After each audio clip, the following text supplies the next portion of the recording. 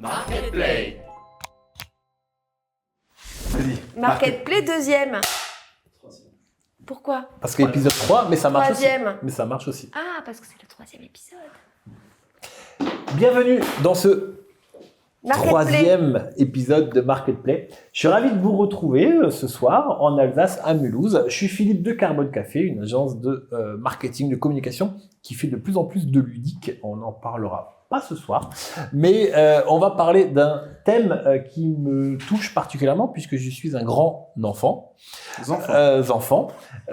Et on va parler du jeu enfant. Donc je suis ravi d'accueillir mes invités ce soir et je vais commencer avec Hélène, qui est elle venue seule pour une fois pour nous. Hélène, elle travaille chez Jouet Club. Elle va nous dire en quelques mots son rôle dans son magasin, mais également au sein du réseau Jouet Club.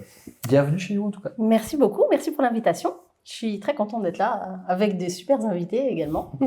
Donc oui, moi j'ai 2 magasins donc en Alsace, à Sirens et à Altkirch. Et dans nos magasins, on a fortement développé le jeu de société depuis quelques années. Et évidemment, le jeu enfant, on connaît bien, ça fait longtemps qu'on travaille. Je m'occupe également pour le groupement Jouet Club des sélections de jeux. Donc je choisis en partenariat, évidemment toujours en discussion avec les fournisseurs, les jeux qui seront présents dans les catalogues. Et voilà, et on essaye de trouver ce qui correspondra le mieux à notre clientèle et ce qui finalement tournera bien dans les magasins, qui sera profitable pour les magasins et pour les fournisseurs. Voilà, en gros, et j'ai fait ce boulot-là pendant 14 années, et voilà, j'ai remis ma casquette et je suis repartie pour de nouveau peut-être quelques années, on verra. Voilà, on verra. En tout cas, bienvenue dans ce Marketplay. Merci. Et on a David et Nathalie. Merci Dans l'autre sens. d'être là. Alors, je crois qu'on commence à vous connaître un petit peu. En tout cas, on vous connaît d'avant, mais aujourd'hui, sous votre marque aujourd'hui Kiwizu, on vous connaît un petit peu. Donc, un petit mot sur qui vous êtes et sur Kiwizu aujourd'hui. Alors, qui on est? Donc, on est David et Nathalie. Et donc, on est les fondateurs de Kiwizu.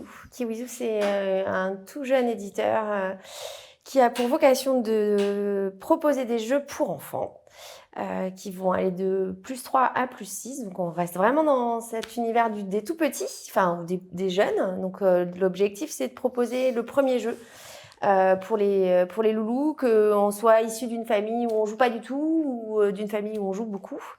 Et voilà, et de le faire dans de beaux packaging, dans de beaux jeux qui soient bien illustrés, toujours accordés à l'illustration jeunesse. Voilà. Et moi, au sein de Kiwizu, je m'occupe plus spécialement de travailler sur le développement et la fabrication des jeux. Mais bon, comme on n'est que 2, on fait un peu tout. Je fais le café aussi des fois. Moi, j'assiste Nathalie sur la partie développement, mais je m'occupe plus particulièrement du développement commercial, d'organiser la stratégie, la distribution, de faire des jolis tableaux Excel, voilà, faire plein de choses qui peuvent servir au sein d'une toute nouvelle société. Et un petit mot quand même, parce que si vous êtes là, c'est bien sûr parce que vous jouez avec Kiwizu, vous lancez de nouveaux jeux, donc vous êtes totalement pertinent sur ce type de projet, mais vous avez une expérience passée chez un éditeur de jeux enfants, et donc ça aussi, ça fait quand même 15-20 ans que vous êtes dans le milieu, ça fait pas non plus, vous découvrez pas non plus le... Ça fait même un peu plus de 15-20 ans, parce que avec Nathalie, ça fait presque 50 ans, presque 50 ans d'expérience à nous deux, et on est encore jeunes. Donc oui, on a passé voilà toute notre expérience professionnelle dans cet univers. Alors moi, dans une partie un peu plus multicatégorie, avec du jeu et du jouet, et Nathalie avec plusieurs expériences. Oui, avec plusieurs expériences aussi dans le développement, dans l'achat, mais toujours autour de l'enfance en tout cas, et assez rapidement dans le jeu de société, mais toujours dans l'enfance. Ok. Allons droit au but. Une première question. Le marché du jeu enfant, alors je dis 20 ans, j'ai choisi 20 ans, mais il a beaucoup évolué, le marché du jeu. Qu'est-ce qui a changé aujourd'hui? Enfin, comment ce marché a évolué? Il a grossi, je crois, quand même. s'est développé ou pas. Et deuxième question qui est liée un petit peu le Covid dans tout ça, il y a 4 ans maintenant, bientôt 5. Qu'est-ce que ça a fait? Ça a changé des choses ou pas? En tout cas, et aujourd'hui, bien sûr, on en est où dans ce marché du jeu? Je ne sais pas si Hélène, tu veux démarrer. Oui. Alors, oui, en effet, le marché du jeu enfant a bien évolué depuis pas mal d'années. Le Covid, je pense, y a grandement contribué aussi, parce qu'on a vu clairement un essor à partir de 2019 sur les jeux de société. Les gens se sont retrouvés à la maison à pas savoir quoi faire, ils ont sorti leurs vieux puzzles, ils ont sorti leurs vieux jeux, et puis finalement, ils se sont rendus compte que les écrans, c'est bien, mais ça n'a qu'un temps, et au final, passer des bons moments en famille, c'est quand même super sympa. Et ça a vraiment boosté. À partir de ce moment-là, on a vu une accélération au niveau du marché. Beaucoup plus de ventes, beaucoup plus de demandes. Et là, je trouve que même l'offre a évolué. Pour ma part, moi, j'ai trouvé que l'offre avait aussi bien évolué. Et de toute façon, il faut savoir que la France est le premier consommateur de jeux de société en Europe. Donc, c'est quand même un marché très, très important. Et c'est vrai que nous, on le voit en magasin, il y a de plus en plus de demandes, que ce soit pour le jeu enfant ou pour le jeu familial, initié adulte. Enfin voilà, il y a vraiment toutes sortes de paliers au niveau des jeux de société. Mais clairement, les parents et les parents ont envie de partager des moments avec leurs enfants. Ils se sont recentrés autour de la famille. On l'a vu avec le Covid. Voilà, ça a resserré tous ces liens-là. Et au final, ils ont envie de partager des moments avec leurs enfants. Donc, c'est quelque chose qui a pris de l'essor. Et qui, aujourd'hui, je trouve, on a un sacré choix en termes de jeux. Il y en a de plus en plus, et c'est là que des fois, ça devient compliqué. Il faut arriver à trouver les bons jeux, ceux qui sont différents des autres, ceux qui ont un intérêt et plus d'intérêt. Et donc, tu dis, il y a quand même un vrai changement dans l'offre. C'est-à-dire qu'il y a 20 ans, moi, quand j'étais enfant, je jouais à une bonne paye. Petit chevaux, et encore, c'est ça. Petit chevaux aussi, ouais. Aujourd'hui, il y a un renouvellement de l'offre, une vraie modernisation des mécaniques, des thématiques, etc. Ça a suivi un peu, ça a suivi l'adulte en fait. C'est-à-dire qu'on a vu le jeu de société se moderniser avec des nouvelles mécaniques. Ça a mis un peu plus de temps dans le jeu enfant. Oui. Mais ça y est. Enfin, aujourd'hui, il y a des auteurs qui se spécialisent. Il y a de plus en plus de maisons d'édition qui s'ouvrent. La preuve. Et puis, c'est des mécaniques se diversifient. Et ça a pris quoi, une dizaine d'années de plus que sur le jeu adulte pour descendre à ce niveau-là. Mais ça suit le développement du jeu adulte, en fait. Et en termes de concurrence, pour toi, Hélène, avec Jouet Club, mais en termes de distribution, pour toi, David, qui t'en occupe un peu avec Kiwizu, avant le jeu enfant, je crois qu'il était beaucoup chez les magasins spécialisés, jouets, etc., même Fnac, Cultura, tout ça, qui sont aujourd'hui devenus des acteurs importants, ne faisaient pas du tout de jeux.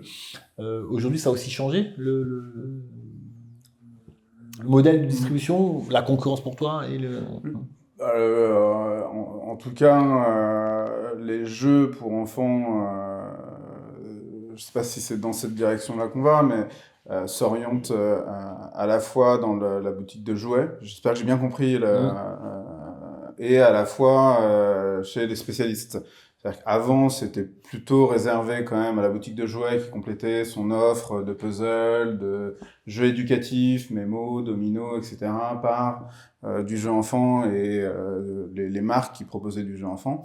Maintenant, en tout cas, sur le développement du marché, il y a aussi les boutiques spé, qui soient spé uniquement jeu, ou le libraire qui va faire du jeu et un peu autre chose, qui vont commencer à regarder le jeu enfant. Et ça, c'est vrai que c'est nouveau, la librairie qui fait un petit peu de jeu, le musée qui fait un peu de jeu, l'acteur culturel, enfin c'est plus récent. Et pour revenir un peu sur la question de base, c'est vrai que depuis 10 ans, le jeu de société, en tout cas en France, j'espère pas dire de bêtises, mais il a été en constante croissance.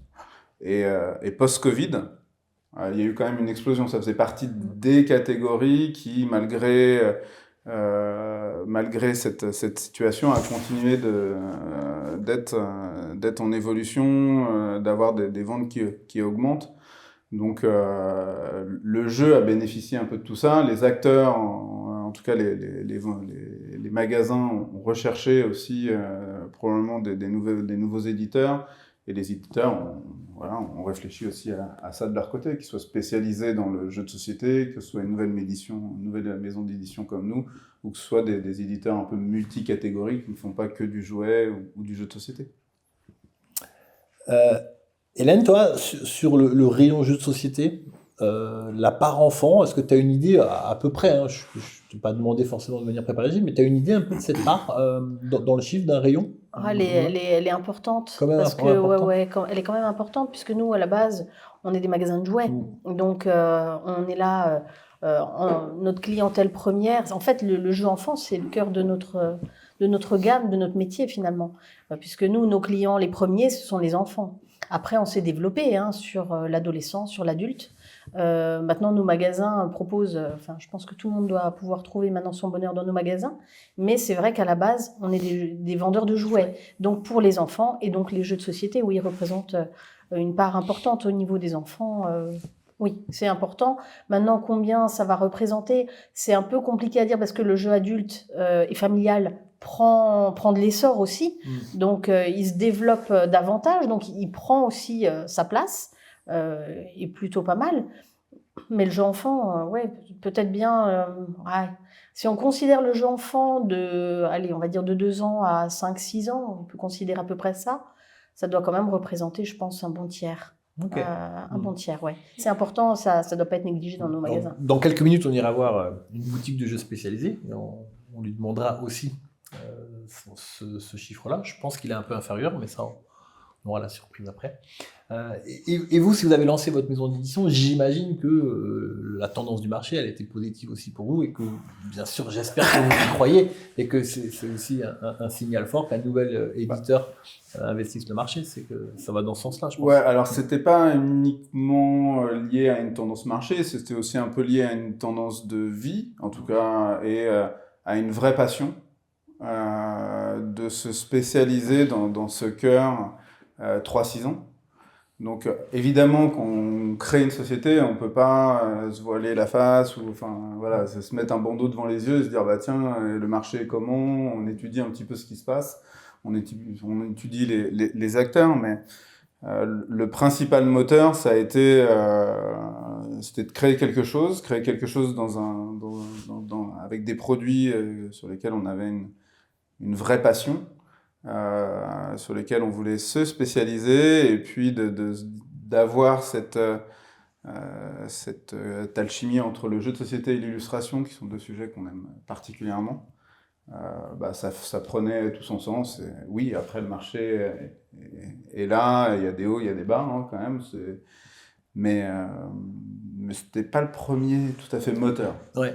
Je vais rebondir à ce que tu dis parce que je vais parler tendance et l'illustration est sans doute une des tendances dans le jeu enfant qui porte un peu le marché. Mais alors, question pour tous les trois et chacun peut répondre. C'est quoi les tendances de ces dernières années ou derniers mois sur lesquelles vous surfez tous? Toi, en magasin, voilà, c'est quoi la tendance dans le jeu enfant, bien sûr, qui pousse un peu, ça peut être mécanique ou c'est quoi la tendance? Et pareil, vous, David et Nathalie, sur quelle tendance vous avez un petit peu construit le développement de vos premières gammes?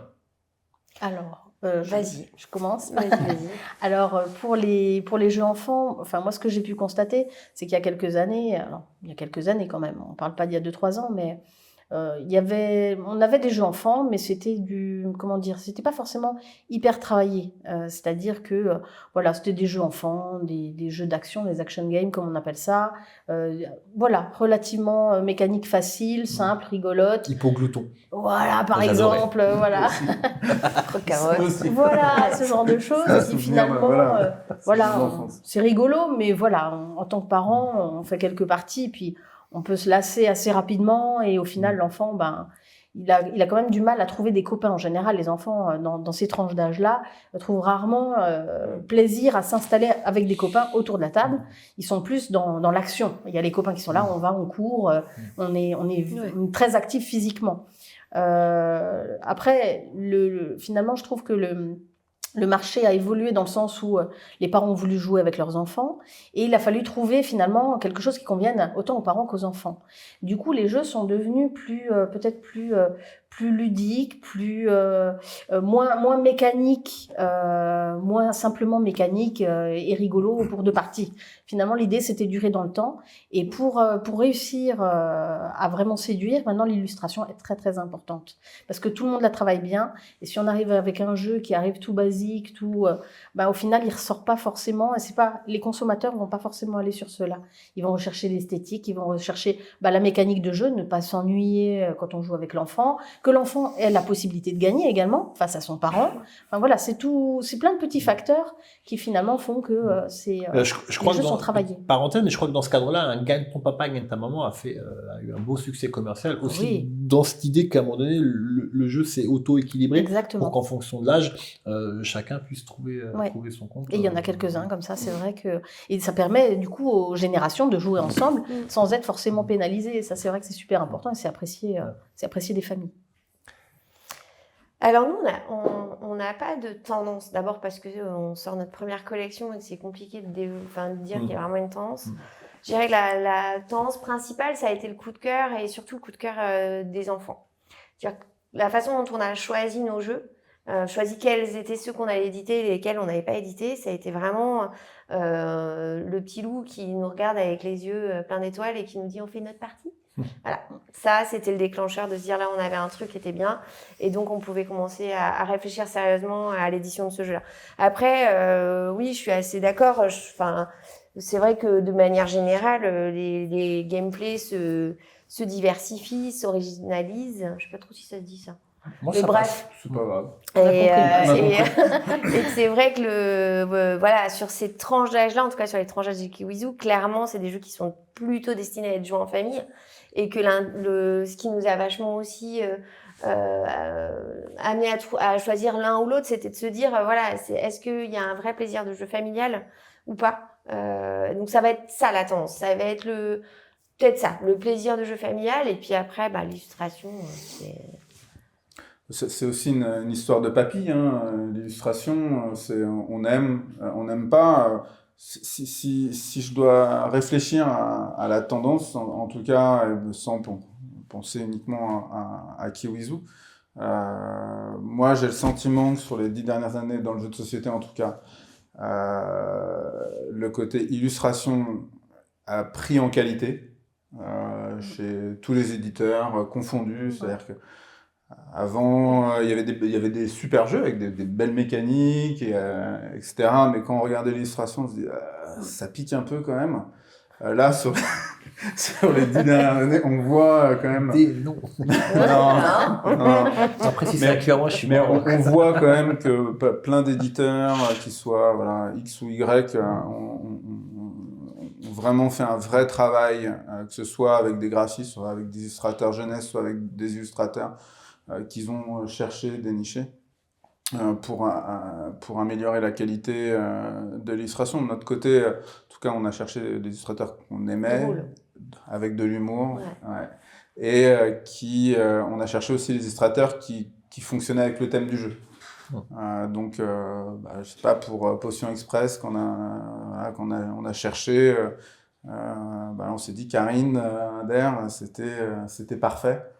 Parce que ils avaient sorti Brume avec Jérôme Pellissier, et ça allait bien. Fred Multier faisait des animaux rigolos, on avait un jeu sur la savane, etc.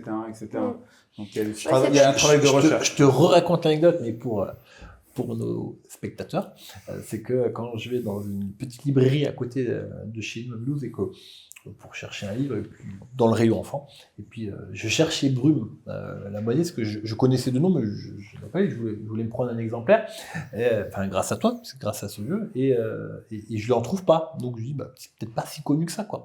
Et quand je vais voir le libraire, il fait si, c'est très connu, justement, j'en ai plus, et dès que j'en ai, ça repart et tout. Et quand je dis vous savez que là, moi je suis en train de travailler avec une nouvelle maison d'édition qui va lancer un jeu avec l'illustration de Brume dans le jeu. Et le mec, direct, j'ai senti dans son regard l'envie de « Ah ouais, je veux en savoir plus et si je peux avoir peut-être quelques boîtes à côté », lui, il est déjà persuadé de pouvoir revendre quelques boîtes. Non pas forcément, j'imagine, qu'à cause du jeu en tant que jeu, mais parce que ça va nourrir un univers graphique. Et c'est vrai que c'est intéressant. Et c'est peut-être là aussi un des trucs un peu nouveaux. Et inversement, peut-être que demain, le livre, ou en tout cas l'illustration, peut aussi venir dans les magasins de jeux compléter une offre que vous n'aviez pas forcément, même si vous avez aussi un petit peu de livres, je crois. Oui, nous, on travaille très bien le livre aussi, littérature jeunesse. En plus, c'est quelque chose qu'on affectionne particulièrement, nous, dans nos magasins. Et on essaie de le développer également au niveau national. Mais oui, les livres jeunesse, on adore ça. Et j'ai ma fille qui travaille avec moi, qui passe des heures à regarder, à feuilleter. Et elle est d'abord attirée par les illustrations. Et voilà, et après, on les met en magasin. Mais on travaille très bien et c'est apprécié. C'est un rayon qui tourne très bien également. D'où l'importance d'avoir une belle mécanique et une belle illustration. Là, on a un combo parfait. D'autant plus qu'il y a quand même du monde sur le segment. Et que du coup, arriver avec des jeux bien finis et bien beaux en illustration, avec des belles mécaniques.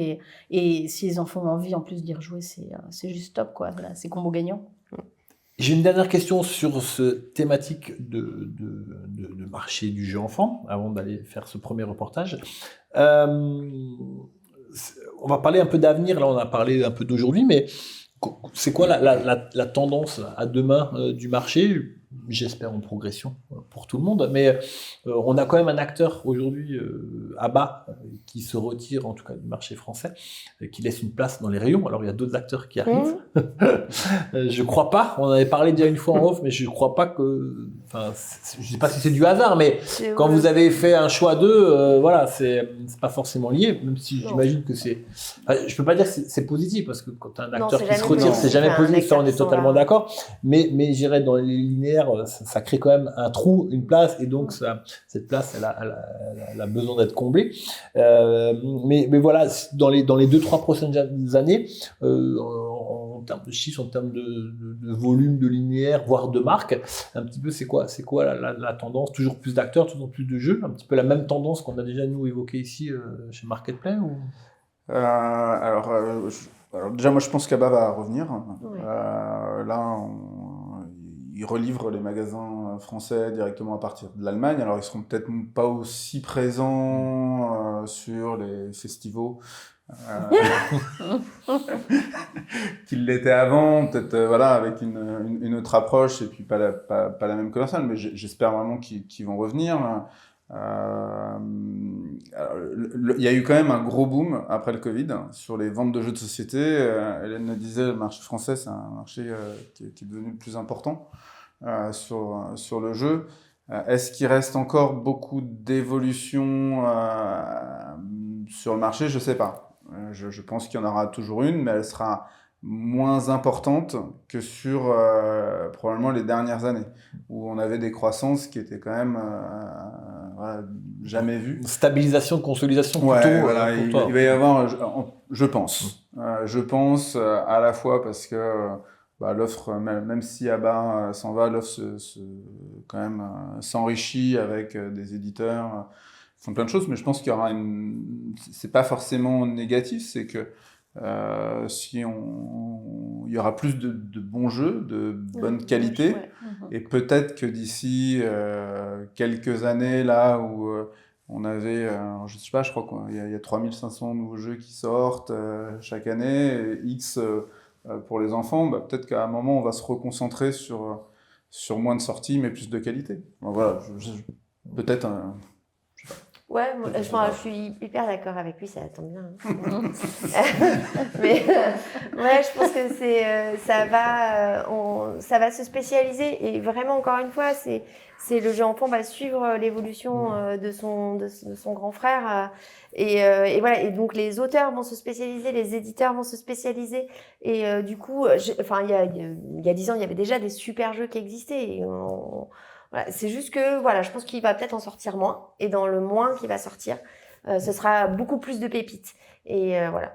Alors, merci parce que la transition est parfaite puisque pour clôturer cette première thématique marché, on est allé voir Marion Stromboli de chez Loki et on lui a demandé pourquoi Yellow, à un moment donné, a ressenti le besoin d'avoir sa propre marque enfant et pourquoi et comment eux travaillent.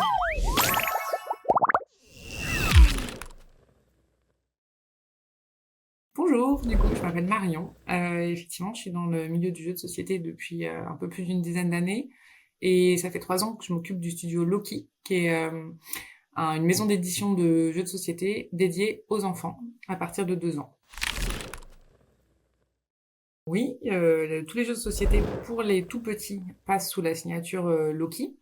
C'est une réflexion qui a été menée à partir de 2016 chez Yellow. Et les premiers jeux pour enfants, donc les premiers jeux Loki, sont arrivés sur le marché en 2018. Pourquoi ça a été traité un peu différemment? Tout simplement parce que Yellow, c'était connu comme un distributeur avant tout, et aussi comme un éditeur de jeux de société vraiment tourné pour un public adulte, et que on avait à cœur pour les jeux enfants d'avoir une démarche un peu différente avec une mascotte, parce que c'est plus rigolo pour les enfants, une tonalité un peu différente aussi. Par exemple, on tutoie sur nos règles de jeu, sur nos réseaux sociaux, etc. Et une liberté d'action pour nos process, mais aussi pour nos actions de communication. Par exemple, on est sur certains salons où Yellow n'est pas, et inversement. Le tout étant que chacun ait son identité pour que Yellow soit... continue de faire son travail de distributeur et d'éditeur de jeux adultes, et que Loki puisse avoir un message qui soit et limpide de on fait des jeux pour les enfants, et reconnaissable de je reconnais bien, c'est la touche Loki, et donc ainsi que et le public puisse nous retrouver et les auteurs puissent nous envoyer, nous reconnaître et nous envoyer aussi des propositions adaptées. Le marché du jeu enfant a un avenir radieux, j'espère. En tout cas, après, comment on l'estime? Effectivement, je pense qu'il suit la tendance du jeu adulte. Donc, il y a eu tout un renouveau et une modernité dans le jeu adulte qui est déjà en cours et qu'on peut percevoir sur les linéaires. Et le jeu enfant, du coup, suit cette tendance avec quelques années de recul. Et sur un marché qui est quand même plus petit en taille. Du coup, c'est un marché qui reste très dynamique. On a de plus en plus de nouveaux acteurs qui arrivent sur ce marché. Et enfin, c'est un marché d'une grande exigence. C'est-à-dire que on a des exigences élevées et sur la mécanique, puisque il faut que ça soit des jeux qui soit intéressant pour les parents, et en tout cas chez Loki pour les enfants pardon, et pour les parents, pour que tout le monde s'amuse autour de la table, qu'on puisse y rejouer, parce que du coup les budgets sont limités dans les familles, et ce que chacun cherche, c'est un jeu qui va durer dans le temps, auquel on va pouvoir jouer selon les occasions de la vie de famille, c'est-à-dire parfois tout seul, parfois avec ses frères et sœurs, ses cousins, ses grands-parents, enfin voilà, en tout cas que la rejouabilité soit importante, que le matériel soit assez solide pour perdurer dans le temps sur du jeu enfant, parce qu'on n'a pas toujours autant sur du jeu adulte. Et enfin, on a des exigences importantes aussi sur la direction artistique, puisque on parlait du jeu adulte tout à l'heure, et sur du jeu enfant, on a aussi un renouveau sur la patte graphique, et en tout cas chez Loki, on essaye de participer à cette exigence graphique et à renouveler, rafraîchir en tout cas l'offre visuelle des jeux enfants. Voilà, et ensuite c'est un marché qui est aussi un petit peu parfois difficile, puisque finalement il y a beaucoup de propositions, mais qu'au final les jeux classiques pour enfants sont quand même ceux qui restent les plus demandés, parce qu'il y a un côté très rassurant de on connaît donc on y va. Donc du coup, pour proposer une offre qui sortent un petit peu de l'ordinaire, c'est beaucoup de travail, et parfois on récolte pas toujours le fruit de ce qu'on propose, mais en tout cas on espère que le marché va continuer à grossir pour que nos propositions trouvent leur place, et que il y ait de plus en plus de familles qui jouent à nos jeux, si c'est possible. Oui, on a la chance du coup de démarrer d'une structure qui s'appelle Yellow, et donc qui travaille déjà avec un certain nombre d'auteurs connus ou méconnus, mais en tout cas qui font déjà des jeux de société et donc qui connaissent nos process et notre sérieux. Donc il y a un côté rassurant. Du coup, assez logiquement, quand Loki a été créé, on a déjà fait appel aux auteurs avec lesquels on travaillait chez Yellow pour leur demander s'ils avaient des jeux enfants à nous proposer. Et c'est des auteurs avec lesquels on continue de travailler 6 ans plus tard, donc c'est plutôt positif. Et on a agrandi notre portefeuille d'auteurs en allant chercher d'autres auteurs ou en accueillant des propositions d'auteurs plus ou moins connus. C'est super de travailler avec des auteurs connus et on en est ravis. On travaille aussi avec des auteurs qui sont moins connus dans le milieu du jeu de société et c'est bien aussi. Après, on a des process similaires à ceux qu'il y a chez Yellow. On bénéficie des métiers support qu'il y a chez Yellow, donc la logistique, les ventes, l'administratif, donc pour se concentrer vraiment sur la partie créative chez Loki, puisque chez Loki, il y a des chefs de projet, des graphistes et des communicants. Et enfin, dans nos process, ce qui nous différencie un petit peu de Yellow et souvent d'autres maisons d'édition, c'est qu'on teste tous nos jeux à différents moments clés du développement avec les enfants, puisque on essaye tous de rester des grands enfants dans l'équipe, néanmoins, parfois c'est pas facile. Et du coup, le plus simple, c'est quand même d'aller demander aux principaux intéressés ce qu'ils en pensent, s'ils comprennent bien, s'ils s'amusent, de voir s'il y a des contraintes qu'on n'avait pas identifiées en jouant aux jeux enfants entre nous. Et du coup, de se mettre à leur niveau, à leur hauteur et de les écouter. Et donc ça, on le fait à différents moments. On le fait tout d'abord quand on va signer un jeu avec un auteur. On le confirme à chaque fois en allant en école ou en centre de loisirs ou à la crèche, parce que maintenant on a des jeux pour les tout petits. Et en faisant des tests et en confirmant que notre intérêt est bon et qu'il est validé par les enfants. Et on va y revenir comme ça à différents moments du développement, quand on a les croquis, quand on a les mises en couleur, quand les cartes sont montées, etc. Donc on y est à peu près une fois par semaine. Oui, du coup, la période de Noël, c'est effectivement la période qui est assez stratégique d'un point de vue vente, puisqu'on fait une grosse partie de notre chiffre d'affaires et du volume de vente sur la fin d'année, donc en ce moment. Et c'est aussi la période où tout le monde sort beaucoup de jeux. Donc la fin d'année, c'est à la fois une période clé et à la fois une période d'une extrême concurrence sur le milieu du jeu de société en général, mais a fortiori sur le jeu enfant, puisque tout le monde va en profiter pour en mettre au pied du sapin. Et c'est souvent l'occasion aussi de sortir des jeux qui sont un petit peu plus gros, un petit peu plus chers, un petit peu plus volumineux, parce qu'on met souvent un peu plus d'argent en fin d'année aussi pour offrir des cadeaux. Donc chez Loki, sur cette fin d'année par exemple, on a sorti un calendrier de l'Avent, ce qui est une nouveauté. Donc normalement, tout le monde a déjà son calendrier de l'Avent, parce qu'on est déjà en décembre. Mais ça, c'était une nouveauté de cette année qui a très bien fonctionné. Donc c'est un calendrier de l'Avent Détective Charlie. Donc c'est une enquête de 24 jours pour sauver Noël, forcément. Et on a sinon différents jeux qui sont sortis en fin d'année, effectivement, comme Les Éclaire-Tout, qui est un cherche-et-trouve avec une lampe magique, qui propose un mode compétitif et coopératif à partir de 6 ans, et des livres K-pop, qui sont des petits livres jouets, dans lesquels on va pouvoir se raconter des histoires. Voilà, et on a des jeux aussi pour les tout petits, à partir de 3 ans, avec Cache-Cache Loustic, par exemple, qui est sorti un petit peu plus tôt, et qui propose une partie de cache-cache immersive dans une double boîte, avec plein de matériel 3D. Donc c'est très chouette pour les tout petits. Voilà, donc la fin d'année est assez riche. Alors, on remercie Marion pour cette intervention et pour tout ce qu'elle nous a livré. Et on va enchaîner avec un deuxième thème que moi je trouvais très intéressant parce que j'ai beaucoup travaillé avec Ravensburger ces dernières années et ce sujet-là était central chez eux. C'est le rôle éducatif et sociétal du jeu. On va parler de pas mal de choses. On va parler du jeu éducatif, du jeu en tant que jeu, voir un peu les différences.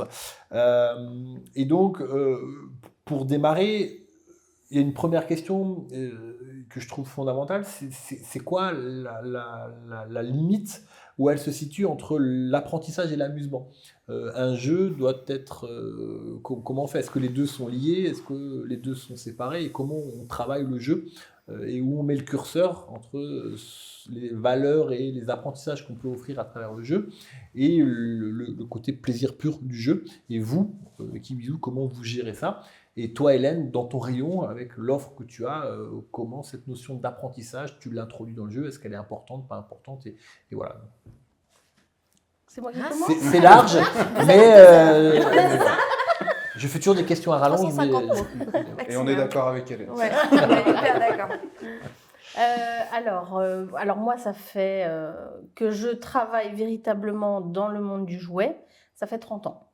Et que j'y suis, alors je ne donnerai pas mon âge, mais j'avais 3 ans quand mon père a commencé dans le jouet. Donc c'est un domaine que je connais quand même bien et j'ai du coup une perception assez longue finalement de l'évolution. Et en magasin, il y a quelques années, quand on voulait des jeux pour les tout petits du 2 ans, du 3 ans, et on allait chercher un loto, un mémo, un domino. Et au final, on n'avait quasiment que ça. Après, on arrivait sur des jeux... Les premiers jeux de société, c'était des jeux mécaniques. C'était genre un Pic Pirate. C'était ce genre de jeux qui finalement, sont des action games au final. Et ça, c'est ce qu'on avait il y a une bonne vingtaine d'années.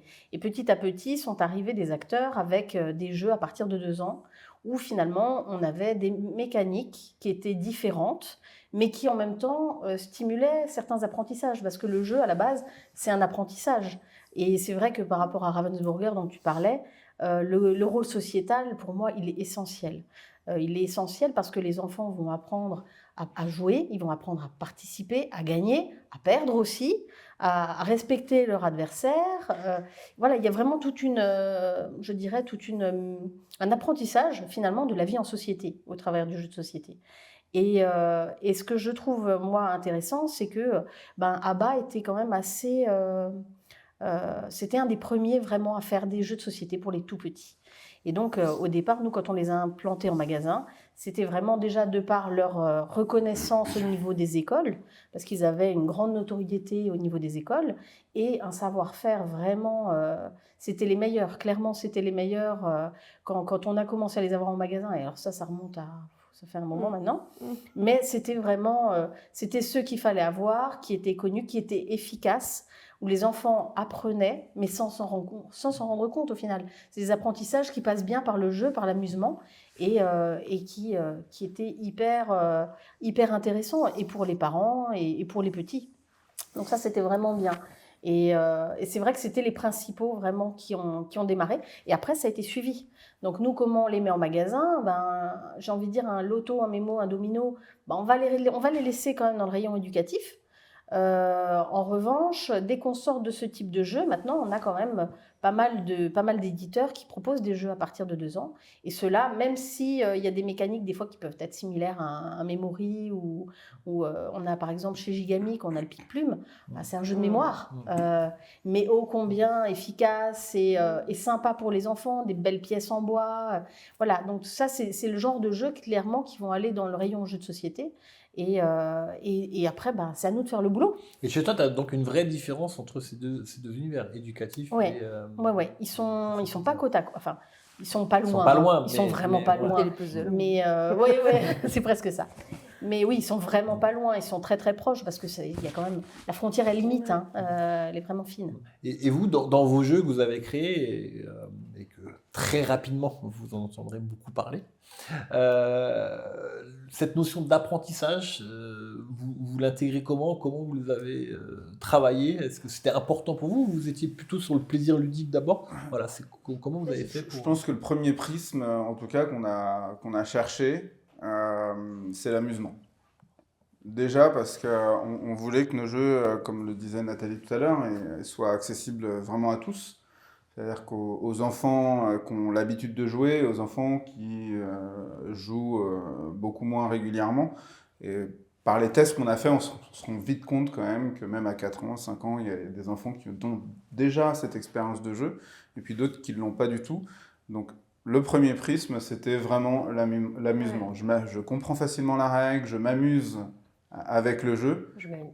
Et après, oui, évidemment, en fait, on est sur des jeux qui ont des valeurs d'apprentissage, de par leur mécanique, de par juste le fait de suivre une règle, d'aller d'avoir une contrainte, d'apprendre plus soit ce que disait Hélène, quoi, d'apprendre à jouer ensemble, de perdre ensemble, de jouer face à des adversaires ou avec ses copains pour les jeux de coop. Il y a forcément un apprentissage dans le jeu. Il est plus ou moins bon en fonction du jeu, en fonction des mécaniques, etc. Mais il y a toujours un apprentissage. Donc nous, on a d'abord cherché le prisme de l'amusement pour amener les enfants vers le jeu. Parce qu'il y a toujours un apprentissage. Parce que finalement... Mais en fait, c'est la mécanique du jeu qui va développer, qui va nécessiter une démarche intellectuelle auprès de l'enfant, qui va devoir mettre en marche un mécanisme de mémoire, de rapidité, de réflexion, de ce que tu veux en fonction de la mécanique du jeu que tu vas proposer. Mais c'est pas de l'apprentissage. C'est je joue à un jeu. Pour moi, l'apprentissage du jeu de société, c'est exactement ce qu'ils ont dit déjà. C'est apprendre à jouer ensemble, à suivre une règle. Donc déjà, c'est le sociétal en fait. Et ça s'appelle du jeu de société, hein, ça s'appelle pas du jeu éducatif. C'est vraiment la grande différence, elle est là. Et après, oui, ça va t'apprendre à gérer les couleurs, mais peut-être ça va développer ta mémoire, ça va développer ta logique, tout ce que tu veux.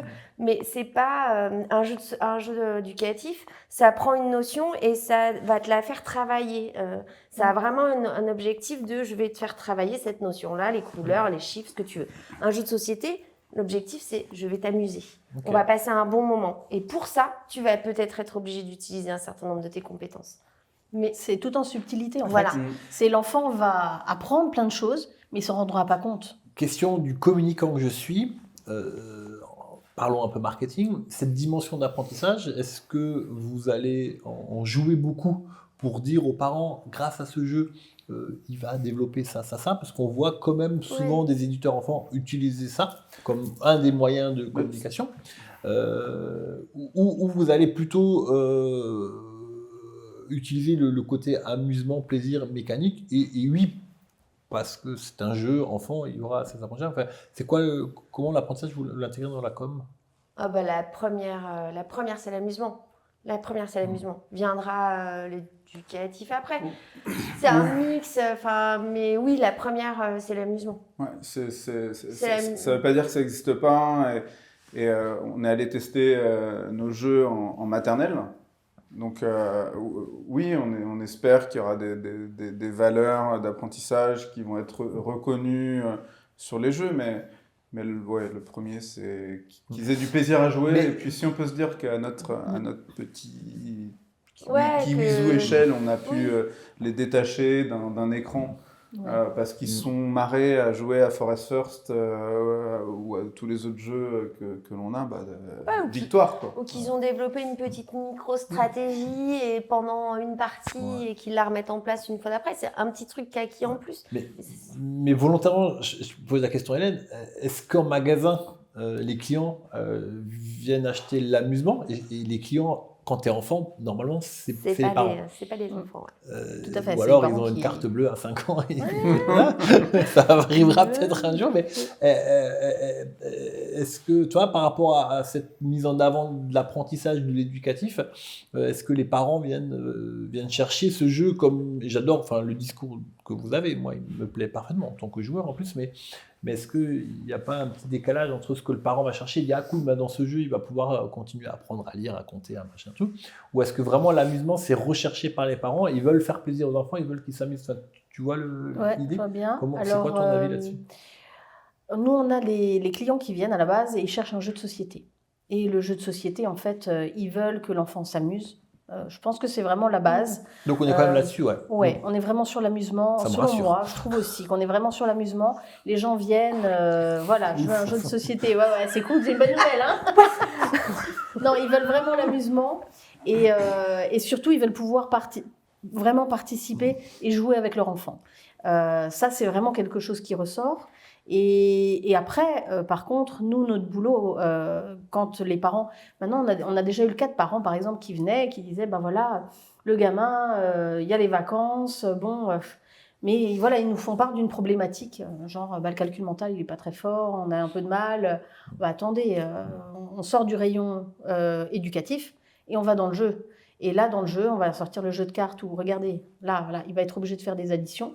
Et là, il va être obligé de faire des multiplications. Mais le truc qui est top, c'est qu'ils ne s'en rendent pas compte. C'est dans le jeu. Donc, ils s'amusent, les gamins. Ils s'amusent, mais en même temps, ils les travaillent, ils ne s'en rendent pas compte. Et ça passe super bien pour les vacances. J'ai une discussion avec un orthophoniste, pareil, qui utilise beaucoup le jeu dans son métier avec des enfants. Et c'est vrai que c'est exactement ce que tu dis, qu'en fait, ils travaillent sans s'en rendre compte. Et en fait, la base première, pour moi, c'est vraiment l'amusement. Parce qu'à partir du moment où les enfants s'amusent, ils vont acquérir de toute façon après les compétences, ils vont acquérir les notions de logique, de tout ce qui peut y avoir de caché derrière le jeu de société. Ça va venir tout seul. À partir du moment où ils s'amusent et surtout qu'ils ont du coup, comme ils se sont amusés, envie d'y revenir. Et je trouve que le pari, il est déjà gagné à partir du moment où l'enfant joue à un jeu de société, qu'il a passé un super moment et qu'il veut refaire une partie plutôt que d'aller se mettre devant la télé ou prendre la tablette, c'est bingo. Ouais. Un grand merci pour ce point-là. On va s'arrêter là, on va avancer parce que le temps passe vite et on va on a la chance d'avoir Ravensburger France à côté de Mulhouse. Donc on est allé les voir, on leur a demandé comment eux travaillent ces jeux éducatifs et ces jeux de société, quelles sont les passerelles entre les deux, et donc on se retrouve dans quelques instants.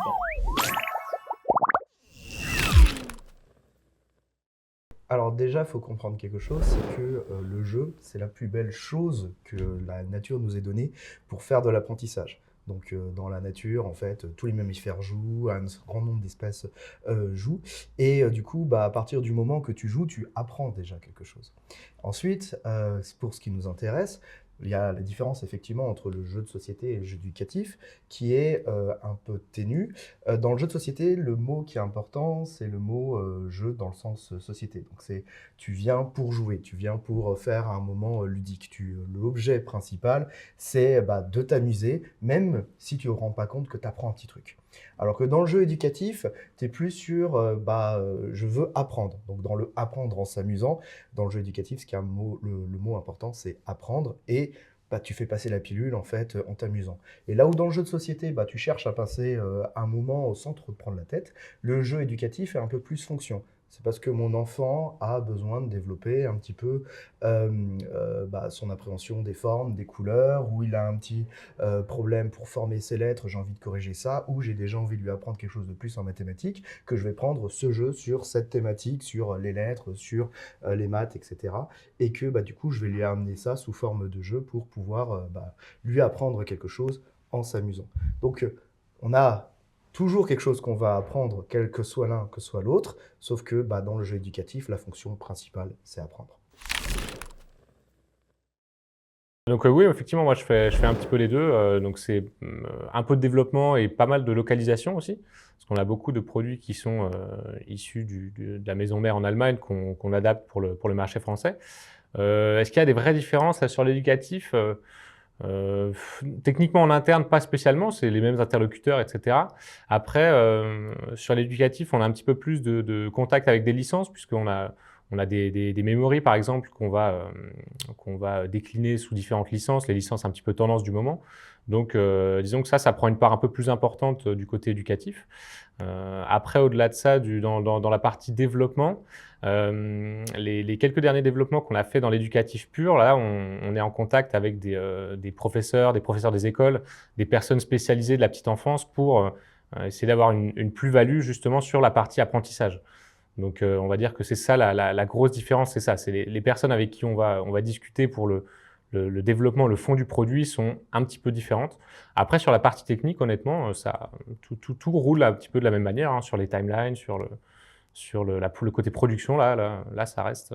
Je dirais que la différence qu'on a aussi, c'est la manière dont on conçoit le produit.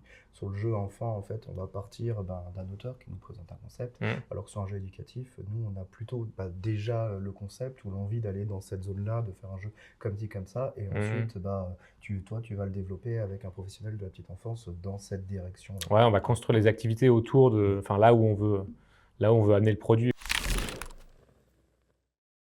société? Le jeu enfant a tendance en ce moment à décroître. Forcément, il y a moins de naissances, donc ça se ressent aussi.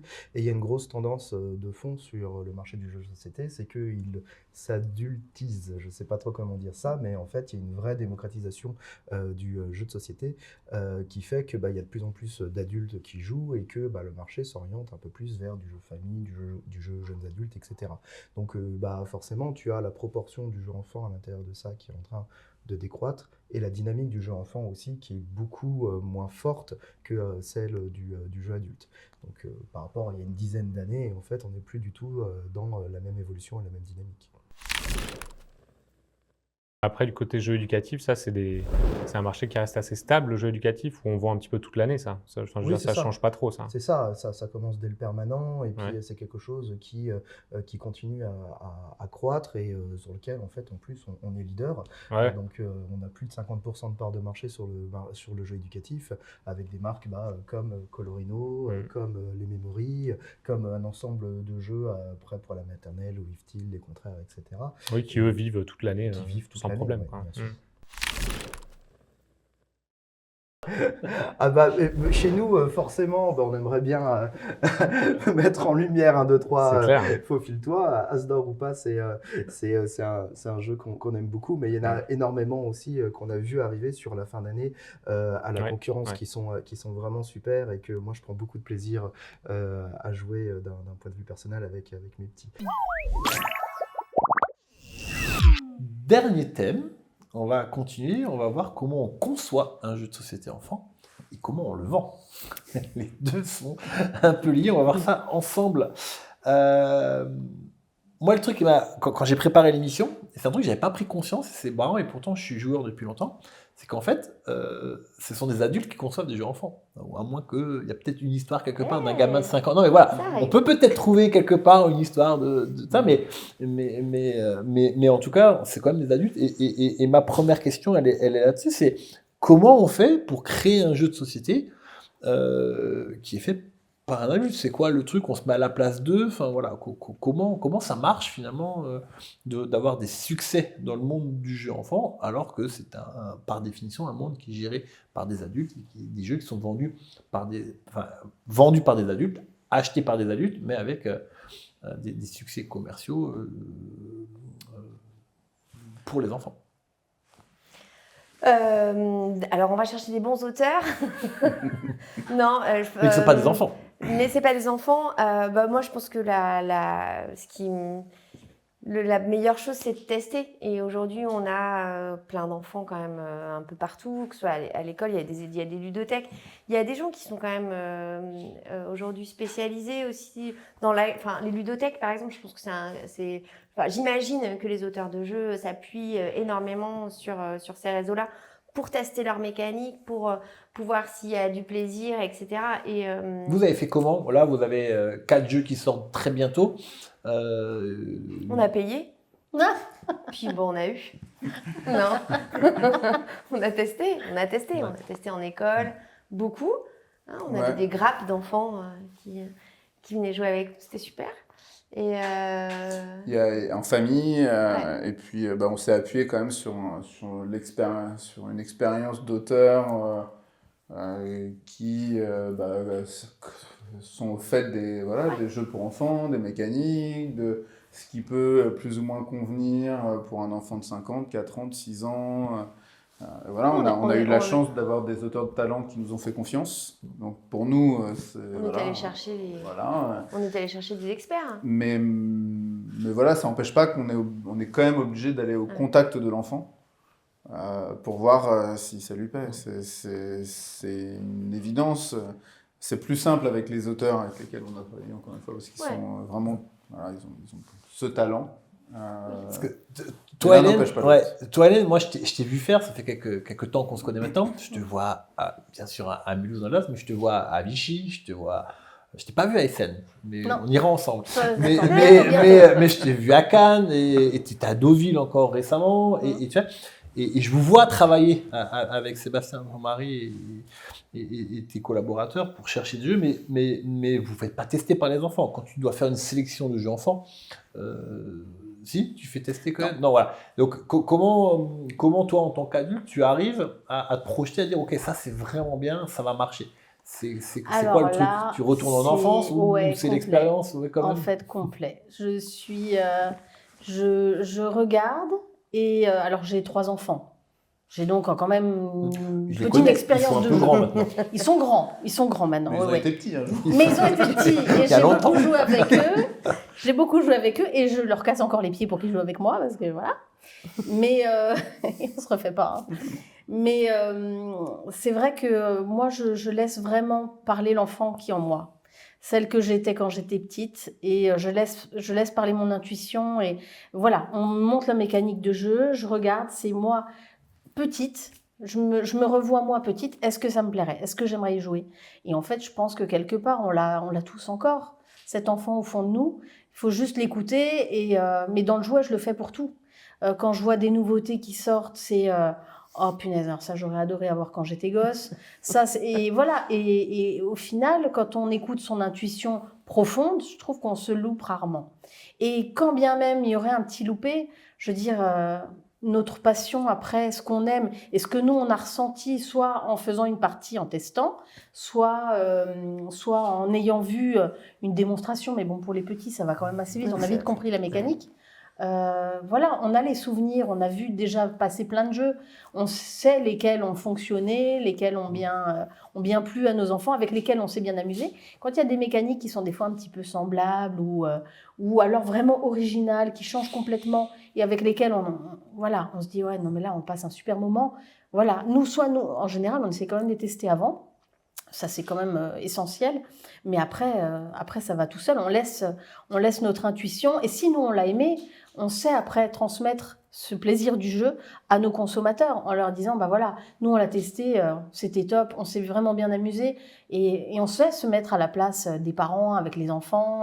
Même si mes enfants sont grands, on a quand même beaucoup joué avec eux. Et voilà, c'est cette expérience de nous, de ce qu'on était et de ce qu'on aimait. J'ai une question qui me vient, alors je vais sortir un tout petit peu du cadre de la thématique de ce soir, mais c'est une question que en fait, je voulais te poser depuis longtemps, et quand je t'entends parler, j'y pense, mais on n'a pas beaucoup parlé, mais tu es sélectionneuse pour le groupement Jouet Club, je crois quasiment 400 magasins. Oui, Voilà, c'est ça, c'est ça. ouais, Jouet Club et la Grande Récré. Tu as pas un droit de vie ou de mort sur un jeu de société, au sein de mais vous êtes un acteur important, et donc à un moment donné, tu as une responsabilité sur le succès ou non d'un jeu, comme d'autres, hein, vous n'êtes pas les seuls Jouet Club, mais vous êtes un acteur important. Comment tu gères cette responsabilité? Je prends l'exemple de Kiwizu, c'est très simple, mais ils vont arriver sur le marché, tu découvres aujourd'hui un petit peu les jeux, tu as le choix ou non de dire c'est très bien, on va faire beaucoup, ou c'est pas mal, on va faire un peu, ou c'est nul, on fait pas du tout. J'espère que... Non, mais tu vois, et finalement, t'as une vraie... Alors, là, je sors un tout petit peu la thématique, mais je trouve que c'est une question importante. Est-ce que tu ressens des fois cette... Je ne sais pas si c'est une pression, cette responsabilité, finalement, par rapport à des éditeurs qui essaient de bien faire leur boulot. On sait, des jeux, des fois, il y a des succès, des réussites, parfois, il y a des jeux qui sont un peu loupés, mais comment tu gères ça, finalement? Je ne sais pas si c'est une pression, mais plutôt une responsabilité, finalement, sur le succès ou non d'un jeu. Ouais, c'est sûr que la responsabilité, elle est là. Hein. Quand on choisit un jeu et qu'on la positionne dans le catalogue Noël, par exemple, voilà, il va être vu à 12 millions d'exemplaires, voilà, dans 12 millions de foyers. Si c'est un jeu qui ne plaît pas du tout et qui n'a pas du tout... Les magasins derrière, ils ont suivi, ils l'ont acheté. S'ils se retrouvent tous avec les rayons pleins et puis que rien ne s'est vendu, évidemment, ça ne le fait pas. Mais dans les sélections, on est quand même très... on regarde l'ensemble du réseau et on essaye de faire en sorte à ce que ce qu'on va positionner dans le catalogue, par exemple, convienne à la majorité des magasins, qu'ils aient tous la clientèle qui va pouvoir se retrouver dans ce jeu-là. Après, oui, on n'est pas à l'abri des fois de se tromper. Mais voilà, c'est le jeu, j'ai envie de dire. On n'a pas la science infuse. Néanmoins, à partir du moment où les jeux sont bons, il n'y a pas de raison que... Il faut juste avoir la clientèle adaptée. Ça, c'est la base. Et voilà, mais après, ça se fait. Ça se fait et on essaye de penser groupe, en fait, quand on fait les sélections pour les jeux de société ou pour toute autre catégorie de produits, on pense pour le groupe entier. On se dit, bon, bah voilà, ça, c'est... Mais de toute façon, clairement, des jeux comme ceux que vous proposez, ben, ils ont complètement leur place dans nos magasins. En plus, ils sont bons, hein. Je ne vais pas dire, n'ayez pas peur, ils sont vraiment bien. Mais voilà, ils ont complètement leur place parce que ça correspond complètement à notre clientèle. Donc, il n'y aura pas de... Enfin, sur ce genre de jeu, il n'y a pas de risque. Dans l'absolu, ça ira. Ça va être plus compliqué si maintenant je viens et que je dis, ben voilà, je vais positionner un jeu expert, un Living Forest, genre, par exemple, hein, où on se dit, bon, bah tiens, ce jeu-là, voilà, on le met, ok, on le positionne, mais tous les magasins n'ont pas forcément le rayon développé de manière suffisamment sur ce type de jeu initié plus. Et voilà, là on va plus se poser la question, est-ce qu'on le met, est-ce qu'on ne le met pas, parce que tout le monde ne va pas avoir les mêmes sorties, et il y en a qui en auront qui vont peut-être en garder encore dans leur rayon. Est-ce qu'ils vont savoir l'expliquer, est-ce qu'ils vont savoir le vendre? Donc là, la question se pose davantage que sur ce genre de jeu, où à partir du moment où la mécanique elle est bonne, les boîtes sont jolies, le jeu il est fun à jouer, voilà, il y a pas, c'est risque zéro. Mais de toute façon, dans le jeu, il est essentiel d'avoir aussi un vendeur qui s'y connaisse, qui connaissent les jeux, qui les aient testés et qui soient capables de les expliquer après aux clients. Même pour un jeu enfant? Ah oui, ouais, parce que la boîte toute seule, alors quand c'est du 2 ans, bon, on a vite compris, hein, on retourne la boîte, on a quelques explications, les parents peuvent s'en sortir tout seuls. Mais néanmoins, en fonction des enfants, nous chez Jouet Club, on suit des formations aussi pour les enfants extraordinaires. Les enfants extraordinaires qui peuvent avoir des difficultés, qui sont pas des enfants ordinaires. Et en fait, on suit des formations, nous, au niveau du réseau, pour avoir tous des vendeurs spécialisés pour cette typologie d'enfants, finalement, pour qu'eux aussi, ils aient des jeux et des jouets adaptés, et qu'on sache les conseiller correctement, pour que leurs parents, ben voilà, on arrive à leur conseiller des jeux qui conviennent bien à leurs enfants. Donc c'est vraiment quelque chose qui est important, parce que le jeu de société, finalement, il y en a plein, et ils sont tous très diversifiés. On a énormément de mécaniques différentes. L'essentiel, c'est que chaque personne qui rentre dans le magasin, finalement, trouve un jeu qui lui soit adapté et qui convienne à son enfant. Et il y en a, et on trouve toujours. Mais pour ça, il faut avoir le bon vendeur qui les connaît et qui est capable de conseiller correctement. Merci pour cette réponse précise. David, Nathalie, avec Kiwizoo, vous êtes en train de vous lancer. Vous avez conçu des jeux avec des auteurs, des illustrateurs, on en a un petit peu parlé. La distribution de ces jeux, alors là on est bientôt à Noël, alors que vous sortez les jeux plutôt pour Vichy, donc vous jouez tous pour Cannes, pour Cannes, bien sûr, en février. Vous jouez tous sur 2025, donc là vous avez un peu de répit, mais c'est vrai que c'est une période de répit, en tout cas les périodes des fêtes vont être intenses. C'est pas pour tout le monde, le répit en ce moment. La saisonnalité, ça joue beaucoup dans le jeu enfant, plus que dans le jeu adulte ou pas? Noël notamment, ou quelques périodes, enfin, c'est quoi Noël et les jeux. Ouais. Enfin, Hélène elle saura mieux. Elle sera mieux répondre, hein, mais, pour le coup. mais oui. Même si on a essayé, en tout cas, on avait la volonté dans notre ligne éditoriale, dans notre construction de gamme, d'avoir des prix qui puissent pouvoir fonctionner un peu toute l'année et d'être dans ce qu'on appelle le permanent. Même avec cette volonté marquée, les 4 derniers mois de l'année, hein, pour nous c'est plutôt les 4 derniers mois de l'année, sur les anticipations de vente vont rester, il y a une forte saisonnalité. Plus prononcé que le jeu de société, on va dire, familial ou... Pour moi, le jeu de société, de manière générale, connaît un énorme boom en fin d'année. Quand même, ouais. Toujours, il y a un énorme... l'année dernière, j'avais passé des commandes de jeux. On sait que le mois de décembre, il est propice. Les gens se retrouvent le 24 décembre en famille. Ils vont avoir toute une après-midi. On sait comment se passe Noël. Je pense que c'est partout pareil. On mange, on est à table, il y a le temps qui passe. Et puis finalement, il y a l'après-midi à occuper. Les jeux de société sont parfaits pour ça. Après, il y a le Nouvel An, avec les amis, avec la famille aussi. Et moi, l'année dernière, j'avais passé des commandes à bloc début décembre en me disant c'est bon, alors là, J'en ai, mais jusque-là, ça va le faire, je tiens jusqu'au bout. Et au final, ben non, le 20 décembre, j'ai repassé des commandes, mais le 20 décembre, pour me faire livrer entre Noël et Nouvel An, parce qu'avant Noël, c'était plus possible. Mais pour que j'ai encore de la marchandise, parce que je savais que jusqu'à Noël, ça allait être limite, mais quand Noël et Nouvel An, j'aurais plus. Et c'était important d'avoir pour le Nouvel An, justement. Donc non, le mois de décembre est très, très fort en jeu. C'est vraiment, j'aurais presque envie de dire que c'est le rayon numéro 1 au mois de décembre dans nos magasins. Là, il faut qu'il soit plein. Vraiment. C'est hyper important. Qui c'est qui achète ces jeux, les jeux Kiwijou, je ne vais pas y arriver, toi. Kiwizou. Kiwijou. On joue ensemble. Voilà, c'est quoi la typologie, les grands-parents, parce qu'on a dit que c'était pas les enfants qui les achetaient. Est-ce qu'ils sont un peu moteurs? Est-ce que l'enfant dit je veux ça? Enfin, comment ça marche un peu? Et vous, comment vous avez construit vos packaging, vos beaux packaging et comment vous imaginez on a choisi les illustrateurs justement dans l'illustration jeunesse, d'abord pour faire ce lien, parce que pour nous c'était important que nos jeux ils soient raccordés à cet univers que les enfants ont encore vachement dans les mains. À cet âge-là, ils ont encore des albums et donc pour nous c'était important de rattacher les jeux et puis c'était aussi important de raconter une histoire, et puis de donner envie en fait aux enfants, même si je pense que la majorité des cas, ce seront plutôt les parents et les grands-parents qui seront derrière l'achat. En tout cas, donner envie avec une belle illustration à un enfant, c'était hyper important aussi dans nos choix d'illustration.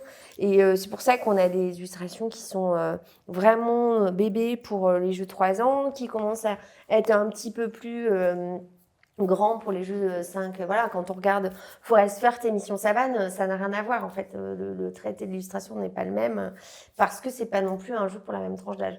Et voilà, et le fait d'adapter cette illustration-là à la tranche d'âge du jeu, c'est aussi pour faire plaisir aux enfants et puis pour leur raconter une histoire qui soit adaptée à leur tranche d'âge.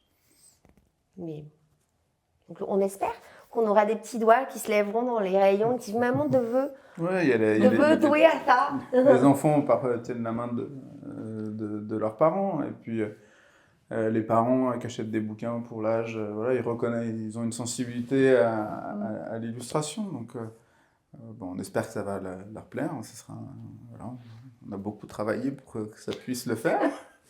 On touche du bois, mais on espère que ça plaira aux parents, aux grands-parents. C'est important aussi. Ils achètent beaucoup de cadeaux pour leurs petits-enfants, mais la destination finale, c'est l'enfant.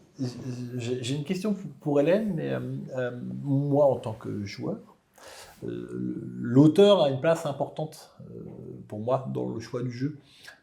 Je connais beaucoup d'auteurs. Un nom peut me faire acheter un jeu sans avoir besoin d'en savoir plus sur le truc, comme on peut l'avoir en littérature parfois. On a beaucoup parlé ensemble des auteurs, de leur place, ou des illustrateurs. Les deux sont assez liés. Mais est-ce que en magasin, et encore plus dans le jeu enfant, l'auteur, Théo Rivière, Élodie Clément, Lefort, Corentin ou d'autres, qui notamment vous avez bossé, ou d'autres auteurs un peu enfants, est-ce que c'est quelque chose qui vend? Est-ce qu'aujourd'hui, déjà, j'ai envie de dire parce que je pense que ça va monter en puissance, je l'espère, mais est-ce que l'auteur fait vendre aujourd'hui? Alors, selon moi... Et je parle vraiment du jeu enfant. Oui, tout à fait. Oui, et dans le jeu enfant, pour le moment, je ne suis pas sûre. Je pense pas. Je pense pas parce que les clients, les parents, les grands-parents, les auteurs, ils font pas du tout attention à qui a créé le jeu, qui est l'illustrateur. Ou alors c'est des gens un peu comme moi qui sont des... Voilà. Mais là, on a affaire du coup à des joueurs à ce moment-là. Ouais. Et les parents qui viennent sont pas forcément des grands joueurs. Donc au final, pour moi, c'est pas forcément vendeur pour les parents, les grands-parents. Par contre, pour le conseiller en magasin, qui lui, en théorie, dans son rayon, doit être quand même joueur, parce que c'est difficile de vendre un jeu de société, quel que soit l'âge, quand on n'aime pas du tout jouer. Voilà, lui va certainement connaître et va du coup se dire « Ah, ça c'est une bonne valeur ». Et lui, il va l'acheter du coup en se disant bah, « Tiens, Théo Rivière l'a fait, ah, c'est cool, ça doit être sympa, je le mets parce que c'est toujours des bonnes ventes ». Pour ceux qui connaissent, c'est vrai que c'est toujours des bonnes sorties. Donc, hop, on le met en magasin. Et après, c'est lui qui va faire son boulot derrière en disant, bah tiens, mais celui-là, vous allez aimer. Il est super. Vous connaissez Dragomino? Ah oui, on connaît. Ah oui, il est vraiment chouette. Bah, voilà, ça va être le même auteur, ça va être allez-y, c'est une valeur sûre, il est vraiment bien.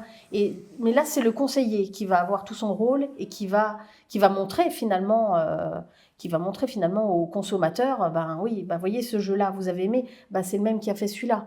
Et du coup, ben ça va parler. Mais le nom comme ça de base, pour moi, ils font pas attention. Si ce sont pas des joueurs avertis, comme tu l'es, comme nous, voilà, on connaît. Mais voilà, ils feront pas attention. Ça va pas être forcément l'élément déclencheur de l'achat. Ce qui va déclencher l'achat, c'est vraiment le conseil du vendeur. Ça, c'est vraiment ça qui va. Bien que, pour autant, on voit maintenant les auteurs de vos jeux. Ben voilà, je veux dire, c'est des valeurs. On pense pas être déçu quand on achète un jeu comme ça. Et la connotation est positive, très positive. Mais voilà, ça va vraiment être sur une partie, je pense, étroite de la clientèle. Mais voilà, pour autant, c'est une très belle caution, de toute façon, clairement. Justement, on parlait des auteurs. On est allé les rencontrer, quelques-uns des auteurs, notamment avec qui vous avez collaboré. On leur a posé 2-3 questions. Un peu la question de départ, en tant qu'adultes, comment eux arrivent à concevoir des jeux enfants. Et donc, on se retrouve dans quelques instants après avoir rencontré tous ces magnifiques auteurs de jeux enfants.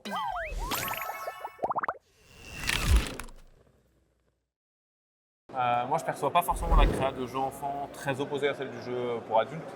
Dans le sens où la finalité c'est la même, c'est qu'on passe un bon moment sur la table, qu'on s'amuse et que la partie soit chouette. Il y a quand même des différences qui sont majoritairement d'un point de vue de la difficulté et de l'importance du thème et de l'ergonomie. C'est-à-dire que dans un jeu pour adultes, on peut avoir une certaine forme d'abstraction. On peut avoir un jeu où le thème c'est ça, mais ça pourrait être ça, et puis ça pourrait être ça, et puis tout est un peu lié, mais c'est pas si présent que ça.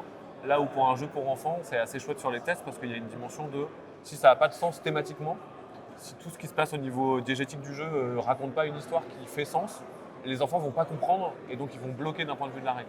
Si d'un coup, je prends un exemple nul, mais je sais pas, on lance des dés, on a des animaux, on doit les nourrir et que on a une carotte et on la donne pas au lapin, les enfants ils vont bloquer de ouf sur cette règle en se disant quoi, mais non, mais c'est pas logique, c'est pas possible, ils vont pas réussir à jouer à cause de ça. Là où un adulte ou une adulte, on peut leur dire non, pardon, les carottes c'est pour les vaches et les lapins ils mangent de l'herbe. Enfin, ok, oui, ça va, j'arrive à me projeter et aller un peu plus loin. Donc il y a une importance du thème dans le lien aux mécaniques qui est encore un peu plus forte. Ouais. Et il y a quelques poncifs assez classiques. Les enfants bluffent assez mal, donc on essaye d'éviter de faire des jeux de bluff pour les enfants. Les enfants ont du mal avec la prise de risque, donc un gros stop ou encore où on va devoir être très très concentré sur le est-ce que j'y vais, est-ce que j'y vais pas. Bon, généralement les enfants ils y vont quoi qu'il arrive, donc il y a quelques grandes leitmotifs qu'il faut avoir un peu en tête. Mais à la toute fin, quand on se lance sur la créa d'un jeu pour enfants ou pour adultes, moi je le perçois à peu près de la même manière, quoi. Il y a vraiment ce truc de comment est-ce qu'on s'amuse. Et puis à un moment naturellement, quand tu es en train de modeler un peu le truc, tu te dis ok, c'est qui le public cible? Est-ce que c'est les 5 ans? Est-ce que c'est les 7 ans? Est-ce que c'est les 4? Ok, comment est-ce que cette typologie de joueuse va s'amuser? Ah oui, il y a ça qu'il faut qu'on fasse attention. Et puis petit à petit, ça se chapeaute. Ouais. Là où la difficulté elle est un poil plus accentuée, je pense, entre du jeu adulte et du jeu enfant, c'est quand tu touches à des tout petits, donc vraiment du 4-5 ans, où contrairement à du jeu adulte, tu essaies d'avoir une mécanique très simple parce qu'il faut vraiment que ce soit intuitif et que tu n'aies pas à réexpliquer plein de points et que ça devienne vraiment naturel de jouer et logique, mais simplifier à l'extrême les mécaniques tout en essayant de garder un truc intéressant quand même, quoi. Et donc le fil, tu vois, tu es vraiment sur une limite entre la complexité et le simple. Tu essaies de trouver le juste milieu pour que ça soit un jeu intéressant quand même pour les petits, pas non plus les prendre pour les bébés et se dire qu'ils savent absolument rien faire. Et en même temps, réussir à leur mettre un truc intuitif dans les mains, quoi. C'est plus après. Enfin, moi, pour ce que j'ai pu travailler en jeu enfant, en tout cas, parce qu'on ne les a pas tous fait ensemble, c'est plus après que ça arrive, une fois que tu commences à développer tes idées, etc. Là, tu te dis, je suis peut-être partie un peu plus loin. À mon avis, ce sera du 6-7 ans, où là, j'ai réussi à vraiment synthétiser. Ce sera accessible pour les plus petits, potentiellement. Mais tu ne pars pas de ça. En tout cas, moi, non. Je pars plus d'un côté, Théo abordait le côté, il faut que ce soit attrayant. Moi, je pars plus du côté jouer scénographique. J'aime bien ce truc de mise en scène et avec une table qui sera vivante, etc. Et donc, c'est vraiment ça qui va faire mon point de départ. Et là, ça viendra bien après. Bon, à part des cas très particuliers où des fois les maisons d'édition ont des recherches précises, donc il y a des fois un petit cahier des charges de on cherche des jeux pour les 4 ans. des fois même avec une thématique précise ou un truc. Et dans ce cas-là, bah, forcément, tu diriges un peu ta création. Et même là, des fois, j'ai eu des surprises de « Ah, vas-y, je vais faire un jeu pour les 5 ans. » Ah, bah en fait, c'est un 7 ans, je me suis un peu planté. Mais globalement, ouais, c'est un peu à la fin qu'on se rend compte. Et moi, je crois vachement que les jeux, sans que ça soit magique, mais convergent vers un espèce d'état de qualité. Et typiquement, là, on présente à Vichy un jeu pour enfants qui aurait pu être un 6 ans à un moment. Et Ouais. plus on jouait, plus on se disait « Ouais, non, là, c'est bizarre, il y a un truc qui grince. » Et on a enlevé des couches, on s'est dit « Ah ouais, c'est un jeu 4 ans, en fait. » Mais ça s'est fait naturellement. Ouais. Oui. C'est intéressant parce que je me pose pas du tout la question quand je crée un jeu pour enfants. Donc je sais que c'est un versant du jeu enfant qui existe. Je sais qu'il va falloir que je prenne en compte certaines compétences des enfants parce que pour revenir à la question d'avant, c'est comme ça qu'on se dit que c'est potentiellement à 4 ans parce qu'on sait que se projeter sur à 4 ans, tu connais les formes, les couleurs, etc. Donc là, la notion des compétences, elle est là. Mais pour moi, le jeu enfant, il faut que ce soit 100% du jeu avant tout. Et derrière, tu vas en retirer des choses qui pourront aider et être travaillées en classe par des instituts. Et souvent, c'est les instituts qui mettent le doigt sur des trucs qui les ont percutés eux en se disant « Ah, ça c'est fou, ça fait appel à la mémoire, etc. » Au Festival de Cannes, il y a 2 ans, il y avait une réunion, il y avait une conférence et réunion d'instituts qui parlait du jeu pédagogique et qui avait décortiqué la maison des souris d'une manière que je n'avais pas du tout anticipée. En fait, et j'étais dans le public et il y a plein de points éducatifs qu'ils étaient en train de souligner. Je ne savais même pas que c'était intéressant par ce biais-là et que ça faisait partie de la mécanique. Je ne l'avais pas réfléchi comme ça en tout cas. Ça, c'est assez agréable. Moi, j'aime Ouais. bien le moment où on se dit « Ah ouais, c'est vrai que ça fait ça aussi. » Dans tous les cas, on a toujours la dimension de… Moi, j'aime bien le jeu et souvent, j'ai travaillé sur des jeux coopératifs pour enfants parce qu'il y a un côté un peu de transmettre du vivre ensemble, d'avoir un but commun, d'essayer de partager un peu ce moment-là. Et en même temps, de toute façon, on a toujours ce côté de OK, on apprend un univers de règles, d'être posé autour de la table, de gagner, de perdre, de ne pas tricher. Mais c'est vrai qu'on n'a pas forcément les compétences en tête, même si elles peuvent servir à un moment ou à un autre. Mais c'est jamais un truc sur lequel on appuie dans la présentation. On ne se dit pas Ouais. regardez, ça apprend ça pour les enfants. C'est regardez, on va bien s'amuser. Et puis là, il y a la notion forme-couleur qui peut être importante, où il peut se passer ça, mais c'est rarement le point central. Moi, j'ai vu une grosse évolution effectivement et c'est marrant que tu dises 10 ans parce que mon premier jeu est sorti pile il y a 10 ans cette année. Et donc bien joué. Même si mon premier jeu pour enfants c'était SOS Dino, ça doit dater d'il y a 5-6 ans maintenant. Ça commence déjà un peu à dater, mais pas autant. Et la vraie évolution, je trouve, c'est la présence maintenant d'actrices plus liées aux jeux pour adultes. Et donc, on ramenait une forme de savoir-faire qu'on n'avait pas forcément dans les jeux pour enfants jusqu'à présent. Notamment graphique, moi je trouve, où le jeu pour enfants c'était un peu un parent pauvre à ce niveau-là. Moi je trouvais que les boîtes n'étaient pas spécialement très travaillées, les univers graphiques étaient tous un peu similaires. Il n'y avait pas une volonté forcément d'aller très loin sur ça. Aussi sur la notion d'objet, c'était toujours des jeux pas très chers avec juste des cartes et des pions et puis ça suffit. Et de plus en plus, la part scénographique et la part de qualité éditoriale, moi je trouve, a augmenté de manière vraiment très très forte. Avec des acteurs comme Loki, Spaceco, qui sont arrivés à un moment avec vraiment un savoir-faire perçu du jeu pour adultes contemporains, mais injecté dans le jeu pour enfants. Ça, j'ai trouvé ça vraiment très très marquant. Et puis on a cassé des grandes barrières qu'on n'avait pas osé casser aussi. À la fois du prix, il y a des jeux pour enfants un poil plus chers, de la difficulté, il y a des jeux pour enfants un peu… j'ai sorti l'année dernière un jeu qui s'appelle Fluffy Valley avec Maxime Rambourg, qui a été vachement perçu et c'est un peu ce qu'on voulait faire, donc on était content comme un jeu pour enfants experts. C'est-à-dire que c'est un jeu pour enfants où, quand on n'a pas l'habitude de jouer, c'est un peu dur, mais quand on sait jouer, c'est un jeu qui amène un peu plus de difficultés. Et ça, c'est un truc où… Ouais, avec Max, ouais, tout à fait. Et c'est un truc qui aurait pas pu exister, je pense, il y a 10 ans, parce que c'est un jeu pour enfants volontairement un peu plus compliqué que la moyenne, pour avoir un cœur de jeu un peu plus riche. Mais il y a un moment où on nous aurait dit oh, pardon les gars, c'est trop complexe, c'est impossible. Donc tout ça fait que le panel des jeux pour enfants, je trouve, est plus qualitatif qu'il y a 10 ans et plus varié. On a des jeux à utilisation unique comme pour les adultes. Le Unlock Kids de Wilfried Marifort et Cyril Demec, c'est incroyable que ça puisse exister et que ça propose des trucs comme ça. Non, il y a vraiment… ça fait 5-6 ans où on est dans une très très belle période pour le jeu pour enfants, très réjouissante. C'est aussi pour ça que moi je me suis lancé dans faire du jeu pour adultes et pour enfants. Je m'amuse autant parce que je retrouve cette rigueur éditoriale, cette volonté de bien faire, cette recherche de l'objet et du truc qui me fait plaisir dans des jeux pour adultes, aussi dans des jeux pour enfants. Donc, non, je trouve que c'est tout ça est quand même hyper réjouissant. Une version un peu négative et il y a de plus en plus de personnes, donc c'est comme dans le jeu pour adultes, c'est dur de trouver sa place et de réussir à avoir un jeu qui subsiste dans le temps. Mais en même temps, ça donne un peu ce côté, moi j'aime bien j'ai été un peu trop bercé par les shonen, mais ok, si je fais un jeu super et si celui-là il marche pas, bah, je ferai mieux la prochaine fois parce que maintenant la concurrence est rude, donc il faut y aller, quoi. Donc, je suis très content d'être dans ce milieu en ce moment. Mais il a un peu tout dit, hein. Mais je trouve que ce qui est très frappant, en tout cas moi aussi du point de vue que j'avais en boutique, c'est que on a de plus en plus du jeu enfant qui n'est pas adressé que aux enfants, on parle aussi aux parents. En fait, c'est un truc qui paraît tout bête, dit comme ça, mais il y a des années de ça, j'ai l'impression que c'était vraiment centré sur les compétences de l'enfant et sur ce qu'il pouvait faire. Et que là, maintenant, on se dit, en fait, il faut que ce soit un échange et que le parent ne soit pas juste accompagnant à faire semblant de perdre de temps en temps, mais qu'il passe aussi des bons moments, qu'il trouve aussi un intérêt, un peu comme quand on regarde un film d'animation et qu'il y a des petits clins d'œil aux adultes, en même temps des clins d'œil aux enfants, parce que c'est fait pour eux avant tout. Mais voilà, on retrouve plus ce truc-là dans le jeu de société enfant maintenant, alors qu'avant, ça n'existait pas vraiment, quoi. De retour pour cette dernière partie. Alors, on a été très sérieux, je trouve. On a beaucoup parlé de marché, de choses. J'aurais envie qu'on reprenne un tout petit peu de recul et j'aimerais qu'on... voilà. Déjà, on va faire un tout petit jeu. Un petit pronostic As-d'or enfant pour Cannes. On va diffuser le 15 décembre, donc on sera dans 2 mois à peu près, 2 mois et demi. Une petite idée, toi Hélène, une petite... Pas facile, hein. Ouais, alors, sinon Allez. Moi, je vais être d'accord avec Hélène. Ouais.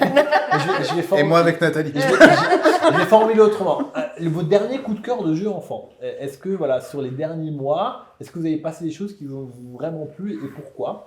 Voilà, ça m'intéresse. Hein, Alors moi, il y en a maintenant 2 que je commercialise en ce moment, hein, parce que les vôtres, malheureusement, ne sont pas encore sur nos étagères, mais j'ai hâte, hein, je vous assure que j'ai hâte. Moi, il y en a 2 que j'ai trouvé vraiment chouettes. C'est La valse des fantômes, Schmidt-Spiele, qui est vraiment... C'est un dry Magir, vraiment, ouais, c'est un dry Magir, ouais. Et super fort. Ouais, mais j'adore. Enfin, leurs jeux, je les aime déjà beaucoup. Alors, je suis peut-être pas très... Nous, en Alsacien, les Alsaciens, on aime bien les designs allemands. Mais oui. Non, et puis voilà, pour le coup, je suis peut-être un peu... un peu influencée par mes goûts personnels, mais c'est vrai que je trouve que leurs jeux sont toujours vraiment top. Et celui-là, il est vraiment fun. Il y a les petits fantômes qui se baladent dans tous les sens. C'est un côté un peu magique, je trouve, pour les enfants, qui est vraiment, vraiment chouette. Donc celui-là, je le trouve vraiment très sympa. Et j'ai bien aimé aussi, mais en termes de tranche d'âge, on est peut-être un chouïa plus haut, les éclairs tout, dans la gamme Loki. Avec la petite lampe de poche, oui. tu sais, un peu un cherche-et-trouve façon Où est Charlie. Et voilà, mais je trouve que ce côté magique un peu avec la lampe de poche. Détective Charlie. Voilà. Et j'ai trouvé que c'était plutôt sympa. Et puis il y a toujours ce côté un petit peu magique, un petit peu que j'ai bien aimé. Ça fait partie des 2 que j'aime bien expliquer en magasin. Et même si après il y en a d'autres, mais ils sont plus anciens. Donc par rapport à l'As-d'or. Voilà, je pense que... Et sinon, tes jeux enfants qui cartonnent, là, c'est quoi les grands succès du rayon chez toi? Alors, les grands succès du rayon, qu'est-ce que j'ai en ce moment? Un jeu qui avait disparu, bon, c'est le nouveau Dry Magir, c'est l'escalier hanté. Ouais. Celui-là, je l'adore. Mais voilà, après, il cartonne peut-être parce qu'on l'aime et que du coup, on le présente et on le vend très bien derrière, quoi. Et là, il revient de nouveau aussi chez Schmidt. Et ça, c'est un super jeu. Je veux dire, on joue avec les enfants. Les gamins, ils sont tout fous avec ça. Ils adorent. Et puis, on a toutes nos chances aussi de perdre. Hein, on ne va pas se mentir. Une seconde d'inattention et c'est foutu. Voilà, celui-là est vraiment, vraiment chouette. Après, on avait Nom d'un renard qui fonctionnait plutôt bien aussi. Et puis voilà, en gros, celui-là... Et sans le pousser, As-d'or enfant 2018. Ouais, voilà. Ouais. Et sans le pousser, sans forcément... c'est un jeu qui sort bien. Ce que vous avez vu, on a fait un petit décor jeu enfant. Bah oui, c'est bien adapté, c'est cool. Avec de belles nouveautés. Ouais, elles sont pas mal. Blockbuster, c'est pas du tout enfant. Mais, non, la boîte est chouette, donc... c'est vrai. Non, il est sympa.